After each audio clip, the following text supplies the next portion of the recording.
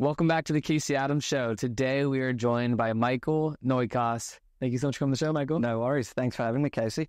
So you came here. You're from Australia. Correct. We're currently in Los Angeles. How long have you been in the States so far? So I've been in the States for about 2 weeks now, and I've still got another 2 or 3 weeks to go, just exploring something new. Haven't been here for since I was 10 years old. So, Yeah, very cool.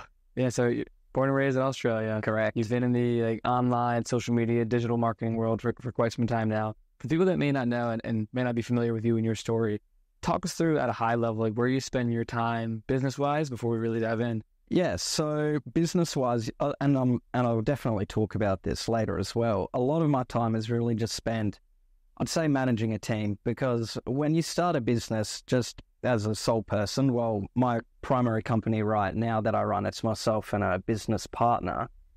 When you start out, we bootstrapped it. So it's everything. You need to learn all the skills. You need to learn how to do marketing. You need to learn how to do sales. You need to learn how to do operations. You need to learn how to do finances. You need to learn how to do human resources, work with contractors, manage your bank account. I mean, the list goes on and on and on, right? Yeah. So when you start out, it's really just about learning all these skills, just so you can understand how to actually have a business that really is positive in cash flow.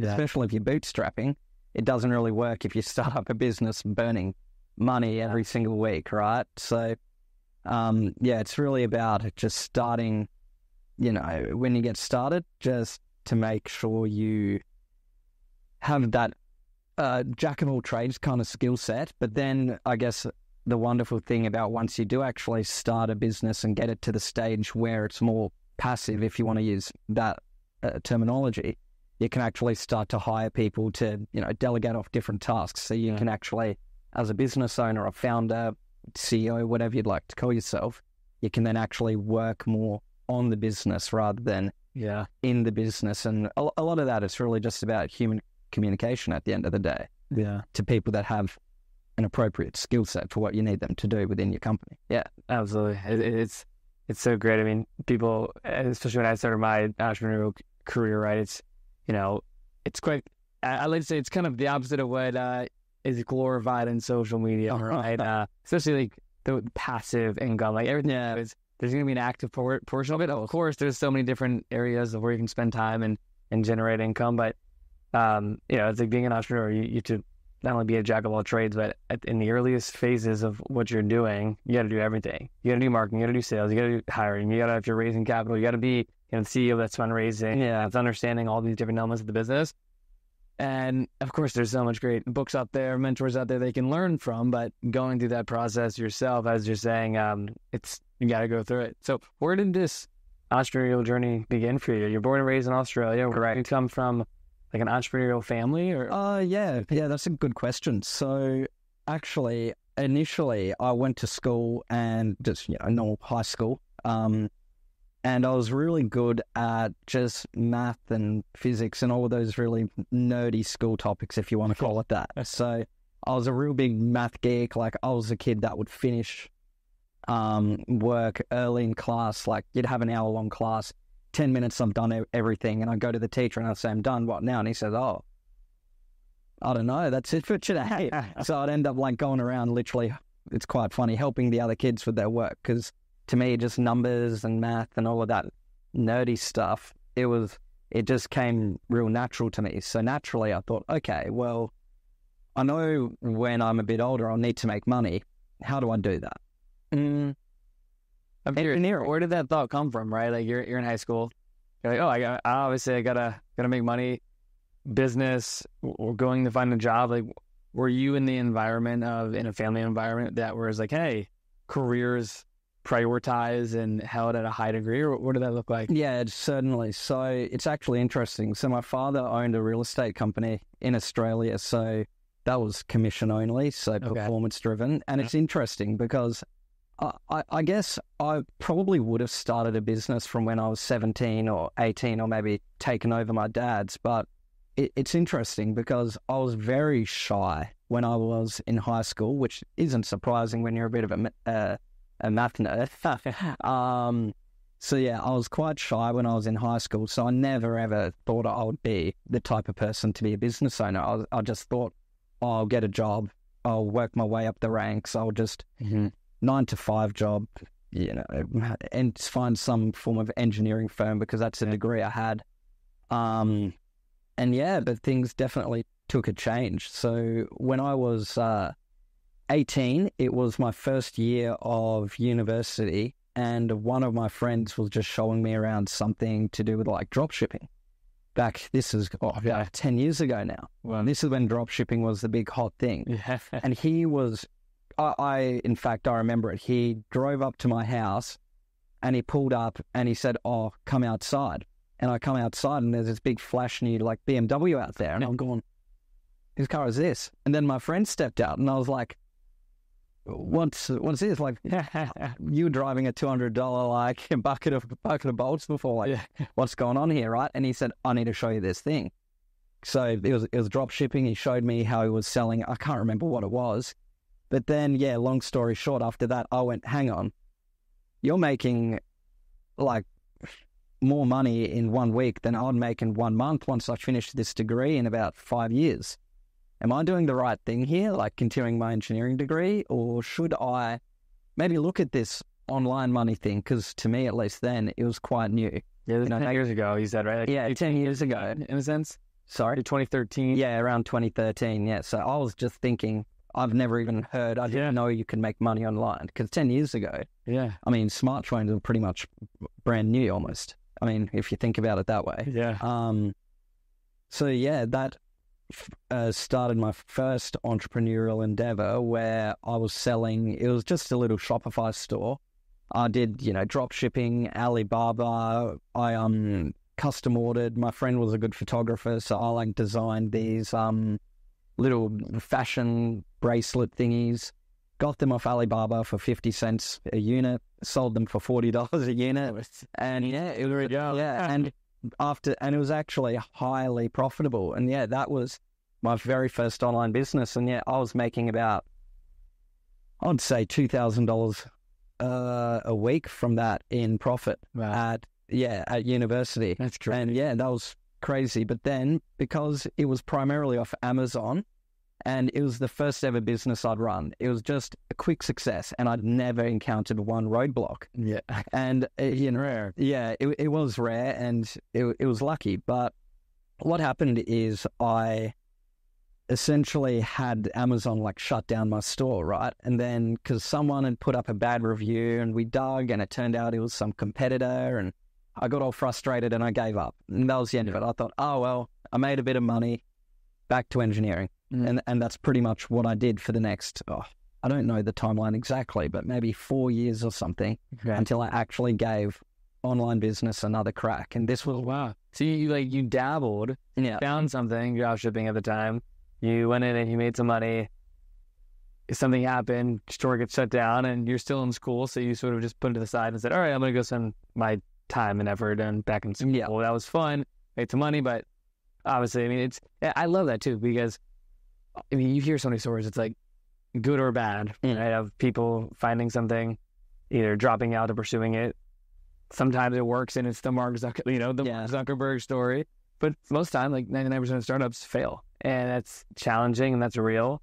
But to know, like, to have that self-awareness of like what makes sense for me right now to go back, I love that, because I think it's so common. You hear, especially on podcasts, people come in and say, oh yeah, I found this thing, dropped out, and now I'm here. It's like, no, like there's normal people out there that want to try different things, that want to get a skill set or test, I like to say. And it seems like you went in there, you tested it out, you got this newfound skill and knowledge, and you went back to what you know best and what you wanted to spend time on. Is that right? Yeah, correct. So yeah, that was, for whatever reason, now looking back, I mean, I was a lot younger then. I might have been 19 or 20 years old. So at least compared to now at 27, I was stupid. Like, I should have, now going back, I would have been like, hang on, this works. It's just a small, tiny problem. I mean, that tiny problem compared to issues I face day in, day out. Today, running my current company, it was just so microscopic. But, you live and you learn. So yeah, that was what I did for about 3 years after that, I just kind of kept going on doing whatever, dabbling a little bit here and there, because I knew, I did make that money a while ago, didn't I? I should try something else. And I probably gave about, I'd say 10 different online business models a solid crack. I gave MLM a crack, although that's not online. That did not work. I wasted a lot of money. I mean, I know it works as a model, but just, as I mentioned, I was still shy at that time. So MLM, multi-level network marketing, or whatever you want to call it, you need to be quite confident, approaching everyone. So that wasn't really the best fit for me, I guess you could say at the time. I tried affiliate marketing, rank and renting websites, blogs, YouTube channels, things like that. And some of them, they made a little bit of money, but once again, just because I wasn't truly in it to win it. I hadn't burnt the boats, if you want to say it. So when I came across any issues, I just too hard gave up. Yeah. And now, obviously, because I'm a full-time entrepreneur now, business owner, I would never be employed again in my life. I know that for a fact. But I guess it just takes some time to get to that point, because all of these other businesses I was running, small ones, say maybe they'd make over 3 months of running it, maybe 10,000, 15,000. If you're needing to pay a mortgage and rent and car payments, groceries, all of that adult stuff, that's not enough, in my opinion. But when you're at uni and it's just spending money, or college as you call it here in America, I was like, this works. Yeah, I can party off this, This is enough for Saturday night type thing. Yeah. So that was essentially that. And then, eventually I did graduate with, all the top marks from college. I had 7 years worth from engineering. You were in college for 7 years. Yeah, engineering and economics, because I suppose I did. Somewhere in the back of my mind, I was like, I do like business, and it just kind of all fell in place. You were saying engineering. What in that? Not software engineering or mechanical? Mechanical. Yeah, got it. I figured. What was it about engineering that? I know you said, math, science. Yeah, as you said, the nerdy topics, but I don't think so at all. What about mechanical engineering? And I'm curious in terms of where you're spending time today. Do you utilize anything that you learned in school, or how has that degree served you in terms of where you spend your time today? So in terms of what I did at university, at the end of the day, engineering and even finance, economics, it's just applied problem solving. So the one thing I learned at college, which I think is, you hear a lot of people say, college is a waste of time, it's pointless, a lot of entrepreneurs go out there and say this and that. And I mean, they're correct to a point from my perspective. However, I believe that once it depends what you, I guess, do at college, right? Say, if you're just learning about the history of English, maybe that's not going to help you in the real world, right? Yeah. But when you've got a degree, say, in the professions industry, I think you learn a lot of problem solving, how to solve problems, and a lot of human interaction. Because at the end of the day, if you get paid money to do anything, it's usually, unless you're scamming, which I hope no one does, it's because you're providing value to someone, right? And you need to communicate with humans to understand what sort of value, or communicate with the market in general to understand what type of value that they actually want to be given. And you can see if you can fill that void in the market, be it with a one-on-one service or more of a systematically constructed service, which is closer to what I do now in my current company. But I think the problem-solving element is huge, because you just learn. I mean, I did get pretty good at Excel spreadsheets, but no, mostly problem-solving. Definitely. It's spot on. I mean, I didn't go to college for context. I started my first business when I was 16. Oh, wow. It was a marketing agency doing Facebook advertising for businesses in Virginia, where I'm from, on the East Coast. And I ended up not going to college. And, throughout the years, I'm 23 now. And I look back, and am I satisfied with my decision? Absolutely, in terms of not going to college. Yeah. But I also think there's such an element of, if I went to college coming out of high school with the mindset I had in terms of wanting to pursue a business and all the things I wanted, I know looking back, if I did that, I would have had the biggest regret of not doing what has led me to where I am today. But now when I kind of flip the script and I say, okay, if I was to go to college today, like I am someone that embodies just being a lifelong learner. And I think it is with everything, right? Like, what are your intentions with classes, right? Like, I know so many, friends of mine that they partied their ass off, they leave and they're like, okay, what's next? Like, I didn't really plan myself. I didn't really sit down and say, like, this is why I want to be here. And I kind of just use it as this vacation, and I'm dead and I don't even know what I want yet. And not to say you need to know exactly then, but just the ability to sit down and pursue things, right? Like, I was listening to this podcast this morning and throughout the weekend with Tony Robbins, and just momentum in any area of your life, whether that's working out, in a business, in a relationship, or a new hobby, like that momentum. And you kind of talked about it, right? Like, you were following momentum, drop shipping, and then you stopped the momentum. And you get to look back and say, like, oh, like, what if I followed that momentum? And I think all of us have that in some sense of like different avenues of life, positive or negative momentum. But for you, take me back to like when you're starting your current company now, and you graduating university. Where did you begin to build momentum in your life? Across the board, from how you view the world, from physical component of how you work out, we were talking about before, to also business. Yeah, awesome question. So I guess first, before that, you mentioned about Tony Robbins, and I actually did go to one of his live events in Sydney, Australia. I want to go so bad. I want to go throughout the years. They're awesome. The firewalk he does, I don't mean to plug him here, but please. We're trying to get Tony on the show, so go on, Tony. No, thank you, Tony, for the firewalk. That was probably one of the most life-changing experiences, because as I mentioned earlier, I used to be super shy and not really in my shell, And what about that? Like, walk us through that experience from your perspective. Firewalk, then the event, because again, I was just listening to this podcast, and something that I want to hear from your perspective now is this idea of immersion. Even talking to the host, Theo Vaughn, actually, is to plug the show.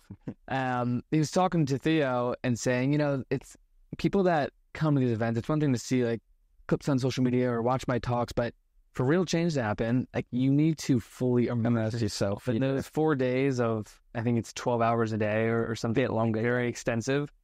That immersion is what creates change, as you said, change. So for you, like, walk us through that. You said it was the most transformative time in your life. Yeah, definitely. It was literally just a turning point. At that stage, I was still at university when I went to Tony Robbins. I just felt like this was shortly after the drop shipping thing, and I was like, what am I doing with my life? I'm just at uni. I wasn't really in the best physical shape. I was just didn't have many great relationships in my life at that time, and I was just thinking, like, what am I doing with myself, right? And it just really took, I guess, just some big change, and like maybe a cathartic moment, if you want to call it that, to really make yourself realize, I'm not where I want to be, and I've got certain goals and aspirations and desires. So what do I need to do to take me from this current point of pain, if you want to call it, push myself to pleasure? And you're right. It really is just about immersing yourself into something. And I think with the firewalk that he does, it's just about, I remember I walked up to it, to the fire, that is, the stones. It was maybe 20 foot, 30 foot long. About 15 meters, so that's what, 45, 50 feet, roughly. Wait, how long again? Sorry. About 15 meters, which is, I'd say, 50 foot. And I remember walking up to it. Just as I walked up to it, they stopped me and they said, hang on, the coils are getting cold. Let me just put the whole one on. And I just stood there. I was like, oh my God. And I remember. At this moment, are you fearful? What's in your mind? My God. I'm thinking, I'm going to burn my feet. I'm not going to be able to walk again. How am I going to do this? And I remember I just froze. And then the person behind me just said, go, go, go, go, go. And I just thought, fuck it. I'm going to go, right? Yeah. So I just walked through it, and it was the best feeling of my life when I finished. I remember like the heart rate, it was like 200 BPM. I was like, oh, this is awesome. And I remember going, I want to do this again. And I ran straight back to the line. Man. Did it once, 2 more times. Yeah. Wow. It was, And it just really changes. And I was on like no sleep at this stage as well, because I'd come from couple of flights, and I hadn't slept the night before, and it was just like I felt so alive after doing that. Yeah. Wow.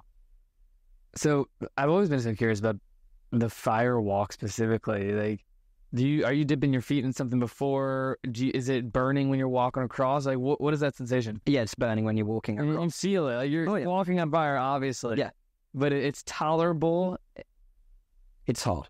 Imagine if you stood there without walking, you'd definitely burn yourself. But the trick was, I still remember this, it was just don't stop. Keep motion. Keep walking, constant motion, and you'll be fine. Wow. It hurts, but you'll be fine.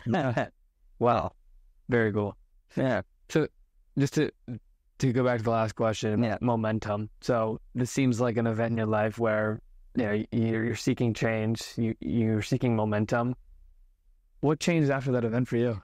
Oh, well, everything. I mean, after that, that's when one thing I decided to do was definitely take fitness a whole lot more seriously, and I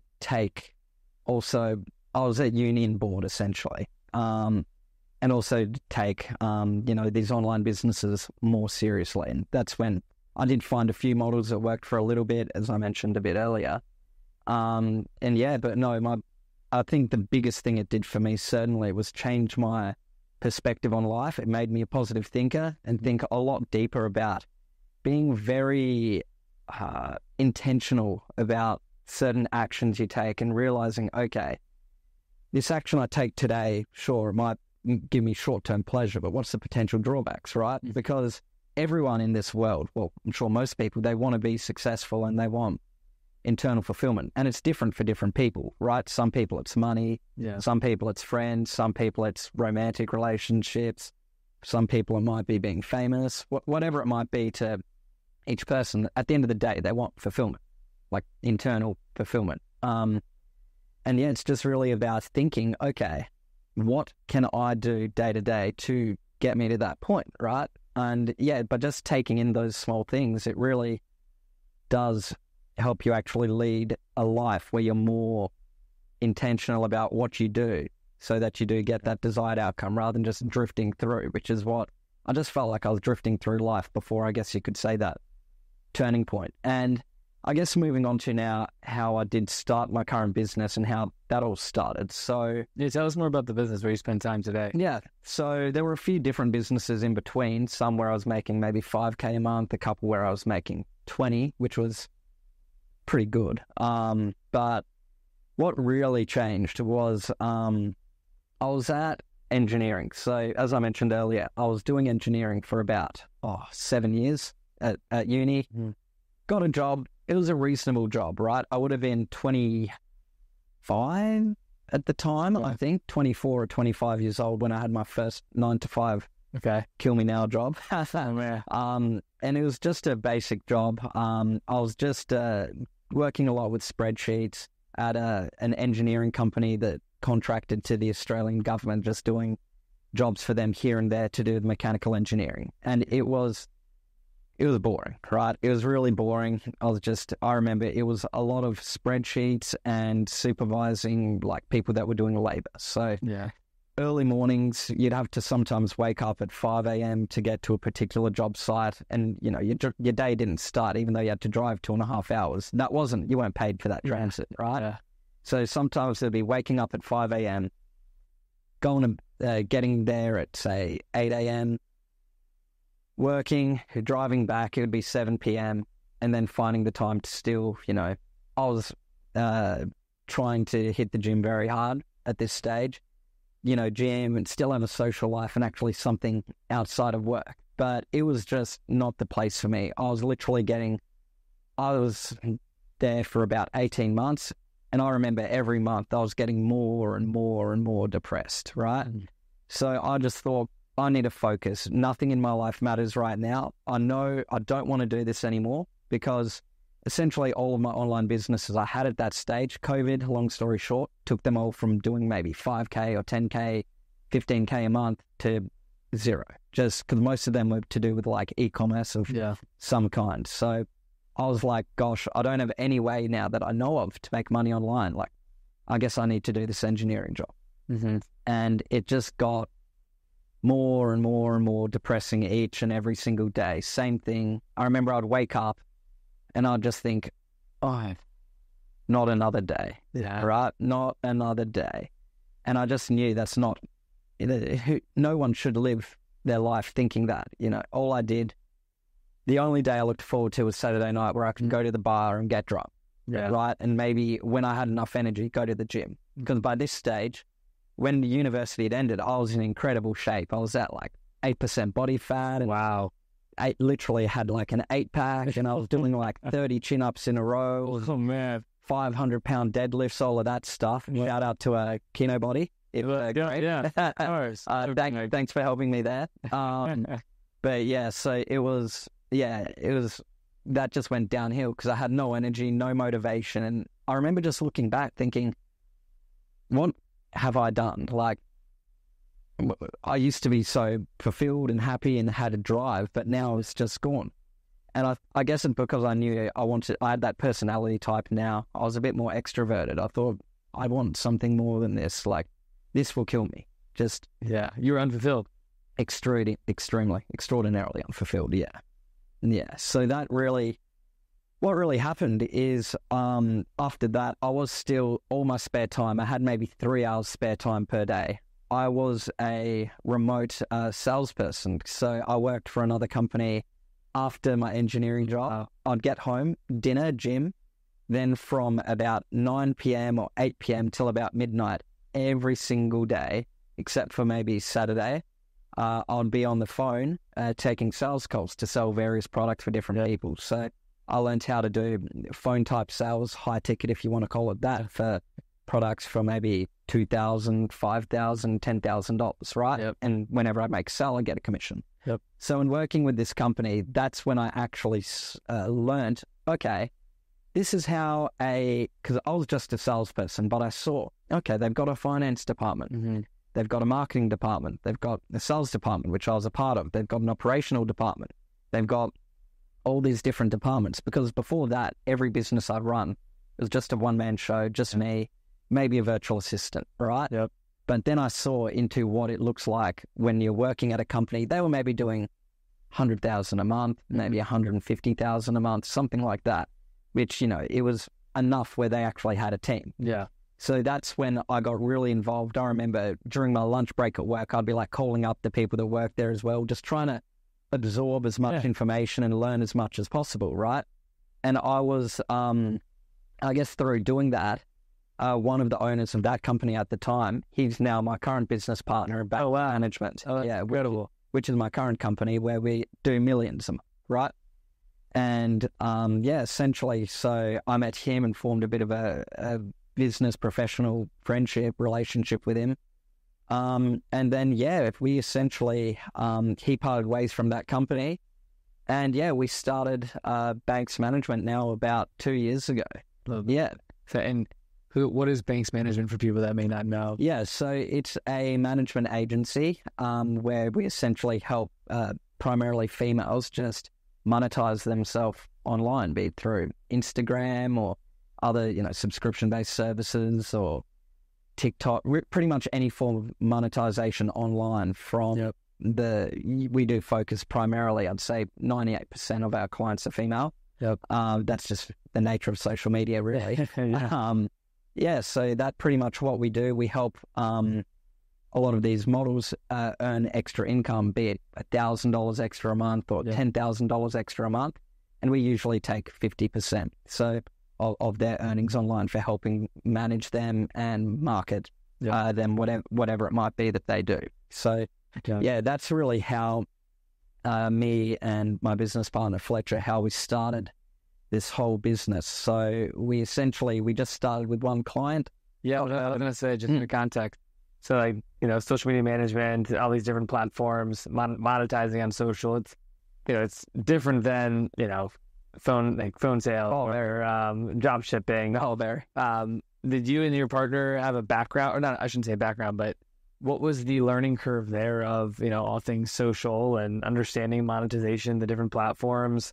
What did the background look like in that? And what led you guys to wanting to start a business in that vertical? Yeah, so I guess we saw a gap in the market, that's for sure. But yeah, we were both very experienced at this stage in drop shipping, SMMA type thing, like very confident running Facebook ads, YouTube ads.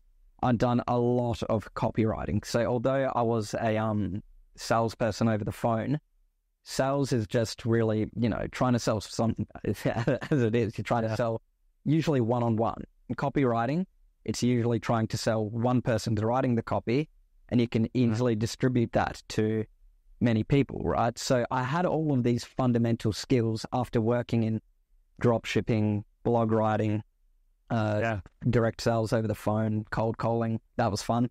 I learned a lot through that. Affiliate marketing, ranking and renting websites, SEO, SMMA. Like I've done a lot of different models online. Some worked well, some didn't work well for me. Not that the verticals don't work, just for whatever reason I didn't get it to work at that time. But yeah, we essentially found a gap in the market where we realized, hang on. So it's because like I was watching a lot of podcasts about men's self-help and, dating for men, all of this. At the time when I started the business, I was single. And I was just always really interested in, I went to Tony Robbins, self-development. Yeah. And, you just look at a lot of different things when you're really looking how to maximize your life to get maximum fulfillment. So I thought, like if you look at the dating market, for example, it doesn't take a genius, let's say, to work out that usually men are the ones that are more struggling in the modern dating marketplace. Maybe if you ask your parents or your grandparents, for people at our age, it might have been the other way around from what I've heard, where women were usually pursuing men. But now, as I'm sure we all know watching this, it's the other way around. Like women get attention on Instagram. If you log into any girl's account that's remotely attractive, she'll probably have 3, 4, 5, 10, 50, 100 new DMs a day. I remember looking at one of my cousin's Tinder accounts. She had about 500 matches per day. And then at the time you compared it to mine, I had 2. And I was like, So you really start to, I guess we saw that there was this gap in the market, right? And platforms like OnlyFans at this stage were starting to take off, right? So we thought, you know what? We know that there's this demand for this service where men, they usually just want to speak to women or feel some kind of connection, typically with just someone, because unfortunately they just can't get it in real life. Like if you look at the statistics, I think based off collating like billions of data points from Tinder and Hinge and Bumble, all of those dating apps, when the big data people at those companies look at it, they've noticed, and it's quite a crazy stat. I believe it's 10% of the men match with 90% of the women. So then the other 90% of men, if you want to use a 1 to 10 scale, if you say you're an 8.5 out of 10 male, sorry, your only option is a 1 out of 10 girl. And that's really, unfortunately, how the online dating space works. In person, maybe it's a bit less extreme of a skew. But yeah, it's very interesting when you see stats like that. Wow. And then you go, wow, like this is, if I want to, I guess, most men, if you're straight, you do want a nice girl. You don't want some demanding, nagging person that doesn't take care of themselves, doesn't care about you, doesn't care about them. Especially like high value men that... Well, yes, I don't want to use that word, of course. But it is. I mean, it's... Right, it's like you attract who you are, right? If you're someone that doesn't work out, someone that doesn't take educating themselves seriously, that isn't pursuing your career, not to say that a partner needs to be all those things exactly, but someone that is in alignment with becoming their best self, right? And however people want to take that, spot on, right? It's and you're speaking to the data in this context, but it's real. I think too, like my perspective, like Jacqueline, who you just met, like we're newly engaged 6 months ago now, and we started dating 4 years ago almost, and I have really like no dating app experience. Oh yeah, so you would have been. I love that. You would have been what, 19? Yeah, dude.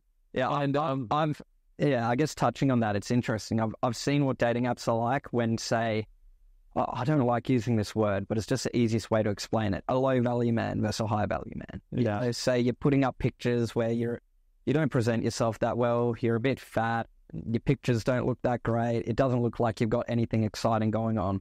Versus your picture, you're standing there, you've got a big, I don't know, maybe a cigar in your mouth, enjoying life, a lot of friends, family around you, the supercar behind you, maybe a picture at the beach, shredded six-pack.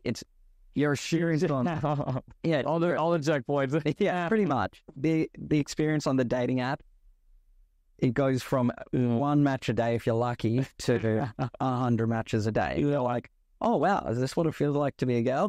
You know. But yeah, no, that's unfortunately, it's just really the plight of the majority. I mean, 90% of men, basically. Yeah. If you want to be empirical about it. And I mean, it's like with anything on social too, right? Like great hooks in a video, get attention. Yeah, great hooks in a dating app, get attention. Yeah, it's true across the board. Like, what story are you telling about yourself? Like, how are you magnifying what matters in your life, and also just looking at the playing code of like, hey, what works, what doesn't. Yeah, certainly. And yeah, I guess that one thing about that, I'd noticed personally what the difference was in that. And I was thinking, unfortunately, most men, they don't do all of this work on themselves. They don't think about self-development. They don't think about the gym. They don't think about their finances. They don't think about their relationship. They don't think about how can I actually take decisive action or direct intentional action each and every single day to get me one step closer or 1% closer to my goal. However you'd like to think about that. So, I mean, just going around, I noticed most men don't do that. And most men, they're probably struggling. I'd heard about, say, OnlyFans is making this much money and this much money.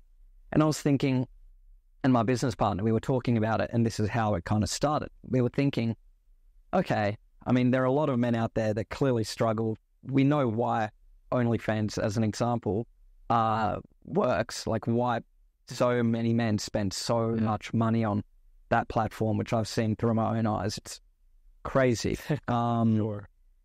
And so we thought, well, we've done drop shipping. At the time, we were doing part-time work consulting for like companies doing 30 million or above in turnover e-commerce, helping them expand their marketing department. So me and my business partner, we were very experienced in marketing and sales. Mm-hmm. So we thought, well, we can just provide this marketing and sales service to models that are looking to make money online, because everyone's trying to make money online nowadays. It's becoming more and more and more popular compared to 5-10 years ago. It's quite rare to say, oh, I make money from XYZ online avenue.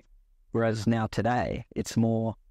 Yeah, I want to... Very common, yeah. Totally. And so your business partner now, you were working at a sales position inside of his company. How did that relationship change over the years of being someone that's working inside of the sales organization to, making the phone calls at your lunch break to learn more about the business, to then building a relationship with your now business partner? Talk us through how that evolution happened. Yeah, so it was really just, as I mentioned, I was really more interested. It was quite interesting than his employees in the back end that were not commission based. Yeah. I was more interested in learning how the business ran, because I guess now looking back, in the back of my mind, I was thinking, I don't want to do this engineering thing anymore. Yeah. 12 hours a day, including transit, dinner, gym. And I'm only making, at the time, I was making 90,000 Australian per year, which is about, I think, 60,000 USD, a bit over 1,000 a week before taxes. Yeah. So after that, I would have been taking home way less than 1,000 US a week for 12 hours work a day. After going to uni for 7 years, I was thinking, what have I gotten myself into here? This is torture. This is hell, right? So I was just thinking, I need to get out of this. So anything I could do, it was my only focus. It was literally, after about 3 months of working engineering, I went, this ain't for me. Yeah. So that next year, I was just learning, making an extra few $1,000s from being a commission-based salesperson on the side as well. Learning. And I guess through all of that, a lot of my communication was with my current business partner, and we just got along really well. We both eventually, actually, it was quite funny, we both moved to the same city we lived on different sides of Australia. Okay. I wanted to change. He wanted to change. We both moved to the same city. And then, we just started seeing each other most days, working closer. Yeah. And before you knew it, we just started this business and went from generating when we were just helping manage our own models. The first month we were doing, this is nearly 2 years ago now, so I can't remember exactly.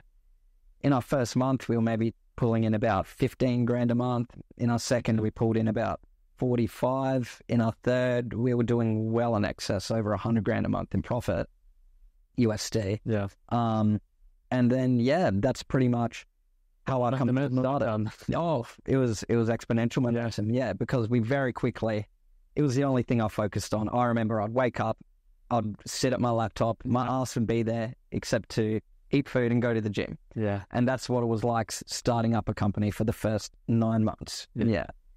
I wanted to say throughout the conversation, we've talked about whether that's being a high value man, going to the gym. You said before the show that you were in the world of bodybuilding. What is your experience like, especially as someone that's been, was in school for 7 years, been in and out of different jobs to then starting a company? How has health played a part in your life, and how has working out and that structure changed over time? Yeah. And even today, I want to hear, how you spend your time in that department. Yeah, the discipline, it's huge, right? It really teaches you hard work, and how to stick at something, because it's not fun going to the gym sometimes. I feel so guilty if I'd say, okay, I'm going to the gym. Different people have different opinions on how often you need to gym. I'm not a fitness expert, so I won't get into that. Yeah. But I usually like going 5 times a week, right? Even if I don't need to for the physical health, I find it's good for my mind, Yeah. I like spending 90 minutes a day in the gym, 2 days off, so I don't kill myself. All right. Burn myself into the ground. But it's essentially it teaches you so much about, personal discipline, hard work, and just sticking to a goal, and no matter what, not giving up. There would be times where, say, I was working really hard, I'll look at the clock, and before you knew it, I went, oh wow, it's 2 a.m. Oh, I haven't gone to the gym yet. Well, I'll hate myself if I don't go, so I just shut the laptop. Whatever I'm doing, I can do it later, I can do it tomorrow, it's not that important. Put on my gym clothes, drive to the gym. I'm the only person in the gym because it's, 2 a.m. And just get my workout done. Yeah, and it's just, doing that, it started there, and then transitioning that or translating it over into more of a financial perspective of this, be disciplined, just do it. Totally. Yeah. Well done. Very, very beneficial, and it gives you more energy. I notice if I don't gym, right now traveling, I maybe can gym 3 times a week. It's just been a little bit difficult. I'd like to still do 5. I'm trying. But I even notice if I say take 3 days off in a row from the gym, my energy levels go down. Yeah. Which is absolutely interesting because you expend energy, but it kind of gives you this kind of artificial energy, even though you're expending calories. Absolutely. It's interesting, yeah. I love that perspective, man. I mean, I think too, just my background for context, growing up, I played a lot of sports, hockey, lacrosse, football, and being an athlete all my life, I've always had, I don't want to say the most discipline in that category, but you understand the importance of it for your mind or obviously your body, but also the connections and relationships you can build through that process with others, right? And I wanted to reference something too, because when I was a sophomore in high school, I got injured playing football. I was in a neck brace for 6 months, paralyzed. And I saw that's actually here. Yeah, no, where's that from? Yeah, so it's unfortunately, and this is one big thing about hard work, I suppose. So, and just how it's so important, your mindset. It's crucial to be successful, whether you want to make millions of dollars a year or whether you want to, whatever you want to do. Yeah. Not everyone wants money. I like money, but not everyone, has that deep desire to be wealthy. But I would have been 20 years old at the time. I'd been taking the gym seriously for maybe about a year at this stage. So before I started, I remember I was at university, and it was the first time someone made a suggestion to me. They said, okay, yeah, Michael, you need to hit the gym. Because I'm trying to calculate from kilograms to pounds. I would have been 51, 52 kilograms, which is about, I think, 110, 115 pounds. Okay. And I had a gut at 5'10". Yeah. So, you know, I was average height. 5'10", that's about average height. And I had a gut, but I was 110 pounds. So my arms, it was the same size from my wrist up at my biceps, right? Like but then I had this big gut. Like I didn't look good, right? And I think that was just due to diet or something, for whatever reason, genetics, whatever it might be. I just didn't look tremendously good. And I thought, well, you know, I went to a single-sex school when I was in high school, so females were never on my mind. Yeah. Then I went to college, and I was like, oh, it's a whole nother world, right? Yeah. And I was like, I don't take this seriously. yeah, I need to take. I need, but yeah, I need it. Well, it was for me. course. But I need to look good, you know, for multiple reasons. Yeah. So yeah, I started that, and yeah, I was so weak. I couldn't even bench press the bar, which is the 45 pounds. Mhm.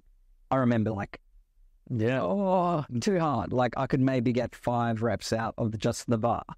It was pretty embarrassing, right? Hey, we all start somewhere. Yeah, we do. That's the beauty of it. And and it got to that point, and after about a year, I'd built myself up to doing. I explicitly remember this. It was a 90 kilogram bench press.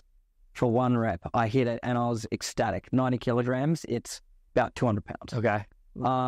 In fact, I think it's right around 200 pounds. Okay. So yeah, I remember hitting that for 1 rep, and you know that had been about a year and a half after not even being able to do the barbell. Wow. So I was so happy with myself, right? And my body looked a lot better, of course. And yeah, the night after that, I went to a bit of a high school reunion type thing, 2 years reunion, blah blah blah. Long story short, there was a bit of an accident. I got pushed off a roof and landed on my arm. No way. Yeah, It's off a roof. yeah. How high is this roof? Would have been about 8 foot, so not super high. It was a low roof, but still. Yeah, so What happened? I mean, for people that are watching, you can see. yeah, your guy goes up to here. Shoulder to your bottom of your bicep. Yeah, it goes up to about here. And yeah, so when How did it land? I landed like this. So when I stood up, the bone was You're joking. no. What? Yeah. So yeah. It hurt a little bit. That's safe to say. But yeah. Wait, you're telling me you saw your bone sticking out of your arm? Yeah. Oh my gosh. Yeah. What happened from that moment? Oh, Do you remember it? yeah. So I was wearing a long sleeve shirt, and I remember seeing the bone sticking through the shirt. It makes me. Yeah, wow. I've told this story a few times now, but yeah. So that happened, and yeah. Long story short, Oh my. I was in hospital for about 2 months, from what I recall. And yeah, when I came out, I was in even worse condition than when I initially started the gym.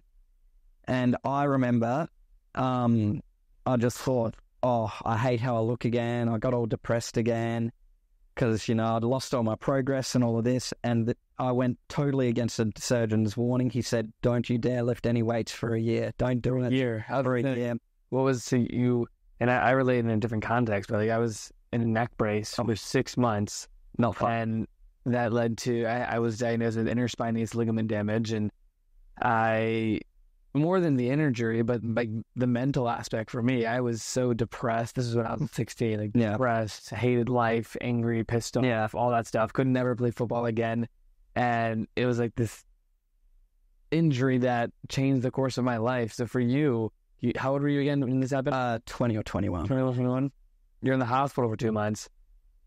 Hey, what was that process like of recovery? And I mean, this is obviously, you know, when you say bone sticking out of your arm, this is a serious injury. Oh, yeah. How did that affect the mental aspect of who you are and how you live your life? It was terrible. It was terrible. So I was in hospital for 2 months, and I wasn't allowed to drive for another 6 months after that, because if I crashed, apparently it was because I'm unable to operate a vehicle. Yeah. That's what apparently happened. So I couldn't drive, couldn't go anywhere, couldn't see anyone. It was very bad for the mental state. And yeah, I was just like, I'm so depressed. I need to hit the gym. I need to hit the gym. So I thought, I don't care what this surgeon says. What does he know, right? So I ended up hitting the weights again. It was going all right. But yeah, one day I remember just I was building it up and I got back to maybe 70 kilos, which is about 160 pounds on the bench press after once again having to restart with the bar. And yeah, just something happened. My arm went. And yeah, ever since then, even though right now I'm a lot heavier, I weigh about, in pounds, I'm trying to think, I think 180. Okay. 180 pounds. I still can't even bench what I was benching when I was 21 before this happened because my shoulder. As you shouldn't. Yeah. It's unfortunate because it's really, and it's like, it's just one thing where I go, I could have taken two different paths. I could have gone, woe was me, this thing happened to me. Oh, well, I'm just going to not hit the gym, not try, and just be fat and lazy. I'm going to be a victim. Who the fuck wants to be a victim, right? Like, seriously. I could have done that and just been depressed and miserable, gotten fat, been like, I don't need money anymore. Who cares, right? But the alternative is, okay, I've got a setback, but still, I've still got an arm. Even though it fucking kills to do a bench press, even today, every single time I load up the bar with more than, say, 80 kilos, 170 pounds, something like that, whatever the conversion is, I just go, fuck it, push through. It's for a greater good, right? And I had to alter my workouts and things where it's like, I need to do a lot of one-arm stuff because even two-arm, I feel like more movement from this side, Yeah. So yeah, I just got to alter my workout. And someone else out there, no injuries, better genetics, they might only need to train 30 minutes a day and they're, perfect, incredible, easy progress every week. With me, because of this, I need to train usually twice as long, anything upper body. Yeah.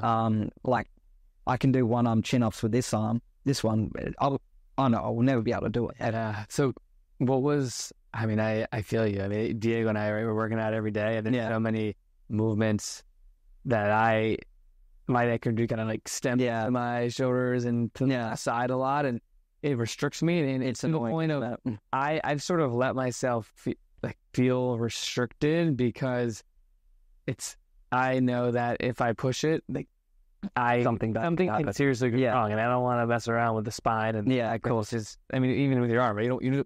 If you can prevent an injury, prevention is the best. Yes, strategy. Yeah.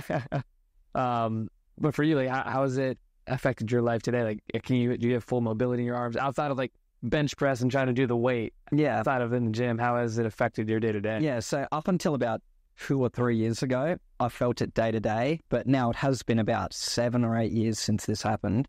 Okay. About 7 years. So yeah, it took about 4 years for a full day to day recovery. Wow, 4 years. I remember for the first 2 years, I would have been like, oh, I'm sorry. Well, yeah.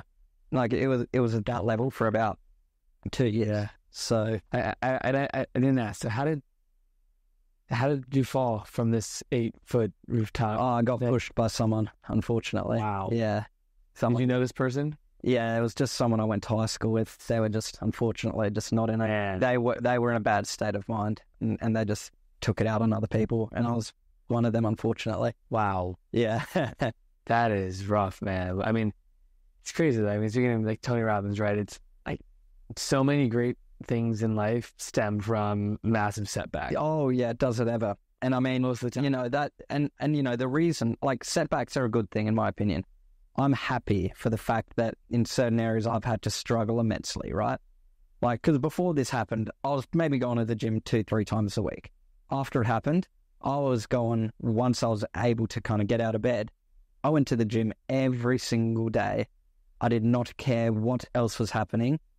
I would be at the gym, no excuses type thing. And sometimes setbacks give you that extra desire and ambition and all that. And, after that, absolutely. Yeah, and I thought, there's no way I could ever get an 8-pack and be like I was living the bodybuilder lifestyle kind of after that. And I never think I would have been in that shape if a setback never happened, Mm-hmm. So it's interesting. Always, whenever a setback happens, I never think, oh, why did this have to happen to me? I think, okay, what positive thing can I take from this? You know, like, for example, so many bad things happened, like right before we started this current company that I run, Banks Management. It's like, for whatever reason, the sales thing stopped working, and my engineering job, I was just like, nah, I quit, can't do this anymore. And I could have been like, oh, I don't have a job, I don't have any side income, like, this is terrible. But in reality, that setback was the fuel required to propel things. Like, up until this point, I hadn't had a business that was doing more than, I'd never been making more than 20 grand a month, right? But then after this, now, you know, there are some days I'm making 20 grand. Yeah. And it's like, well, more. And it's like, yeah, it's just sometimes setbacks.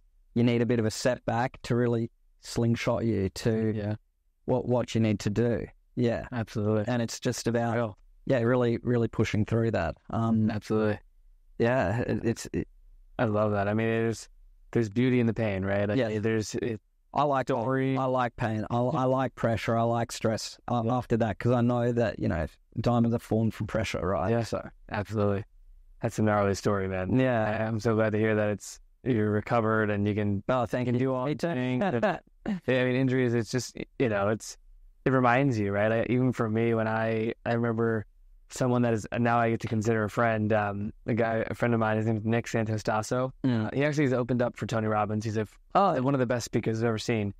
But he was born with no legs and one arm. Fuck. And I remember, like, as we were getting to know each other, well, it was first I saw him speak at an event, and then I got to meet him afterwards. And I remember, like, that, and still to this day, like, that occurrence. And if I'm ever thinking, you know, and if I'm not living in gratitude for whatever reason, like, Nick has left such an imprint on me that it's just a snap, and I'm like, I have so much to agree. Yeah, honestly, I think anyone born, and I'm not going to apologize to anyone for saying this. I think anyone born in a Western country or a first world or even a second world country, if you can speak English and you have access to the internet, I personally think there's no excuse for, you know, these days we hear about cost of living and this financial and everyone's running out of money. I don't see why, because if you just apply yourself and you're dedicated and you're disciplined, there's no reason why with the internet. I mean, it's freaky. Like, at my age, 27-year-olds aren't meant to be making millions of dollars a month. They're really not. They're just not. But because of the internet, I mean, it's just changed how everything works, and anyone can do it. I know 18-year-olds that are making this sort of money as well. Like, it's crazy. Yeah, I agree, right? It's like you're living in a country where there's opportunities and there's so much to learn. It's anywhere with the only thing, internet. and the only that's hindering you is you at the end of the day. But it's also it's the background and where you come from. And I remember being in a small town in Virginia. I grew up, didn't fly on an airplane until I bought the ticket myself. Yeah, it's like having that, relatability with someone out there. That's why, like, content and social media can be so powerful. Yeah. As much as it can be, I hate when people say, like, social media is only so negative, because it depends how you curate. I think Tony Robbins said on this podcast, it's so prevalent in my mind now. He's like, there's always going to be room in the world to focus on the negative, things that are going wrong, right? Like he said, 40 years ago, 50 years ago, if you see a plane crash happen in this, like, random country that's devastating, you don't hear about it because it's not, you won't. But if you're waking up and you're following these, like, plane crash, killing, like, murders, all the negative things that are happening that will continue to happen, that's just how the world will be. But if you focus on that and let that derail you and stop you from doing things or prevent you from, like, living and seeing the other perspective of all the good things happening in the world or how you can create the good things, like, you're doing yourself a disservice. And a lot of people don't even recognize that because they're not in an environment to be able to see the positive. Yeah. I think that it comes back to that self-awareness of of finding the right information, because at the end of the day, people sometimes they're not searching for the great information, they're just allowing information to be bestowed upon them, and they're not controlling what's being inputted into their mind, into their brain, into their activities. Yeah, and it's so true, because naturally, I mean, I believe in, I guess, science, obviously. Given my background in engineering, you kind of have to. Yeah. So it's interesting. And all right, million years ago, there's a reason people focus on the negative, because you had to focus on negative to survive. I mean, humans, we might not be a million years old, but back 10,000 years ago, let's say, you need to be like, okay, there's a tiger chasing me. I need to survive. So your mind's always looking for negative, and it wasn't focusing on positive. Yeah. And 10,000 years, it's not really that long for the brain to develop. So people still today, they always focus on the negative, and you need to train yourself. Like it's active, but sometimes you just got to train yourself. If you're feeling negative, just got to go, hang on, what am I doing? Like right now, I'm healthy. I've got money. I've got it's not like I'm diagnosed with cancer or anything. Like no matter what's happening, it can't be that bad, right? I mean, maybe if you've got a terminal illness, like, yeah, that's pretty bad. But you need to actively trick your brain into thinking in that positive way. But most people, they just don't, and that's why there is a bell curve. Not everyone is created equal. If everyone was pulled back into an equal body, everyone's magically 5'10", everyone's magically, sounds a bit strange, but 50% of the population men, 50% of women, you're all 5'10", you all have this much money, you all live in an identical house. Give it 10 years, the only difference will be people's mindsets, and the world will revert to how it is now, where different people are higher and different people are lower.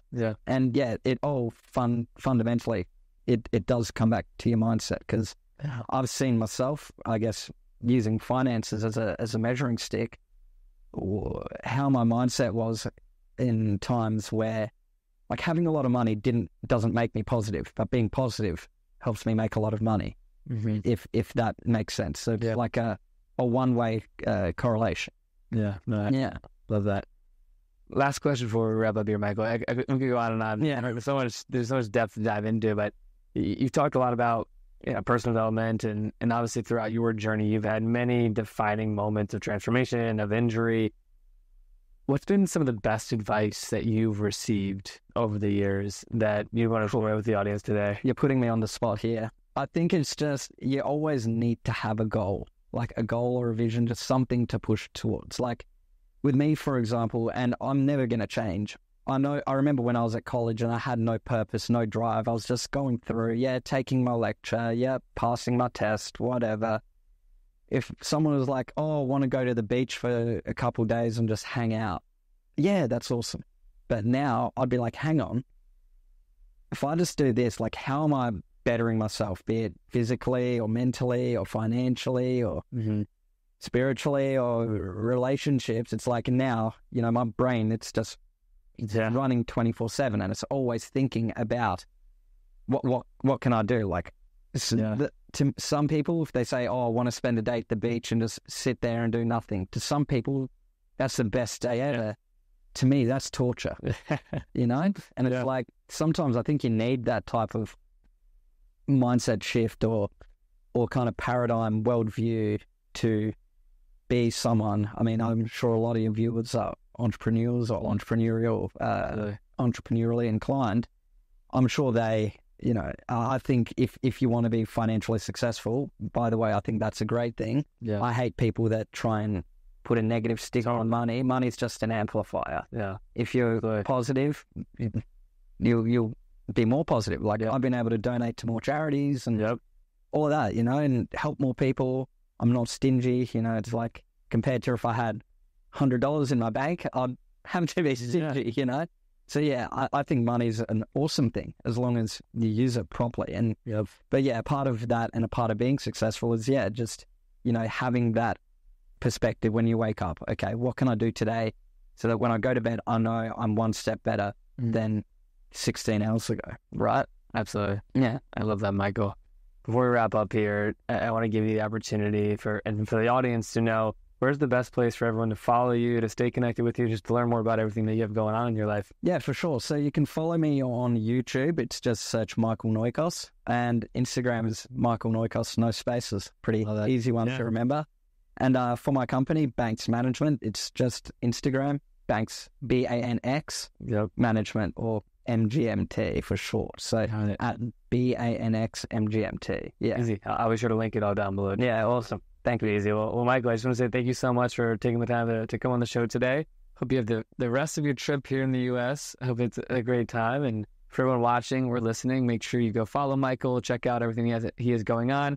I'll be sure to link it down below. And once again, thank you so much for tuning into the show.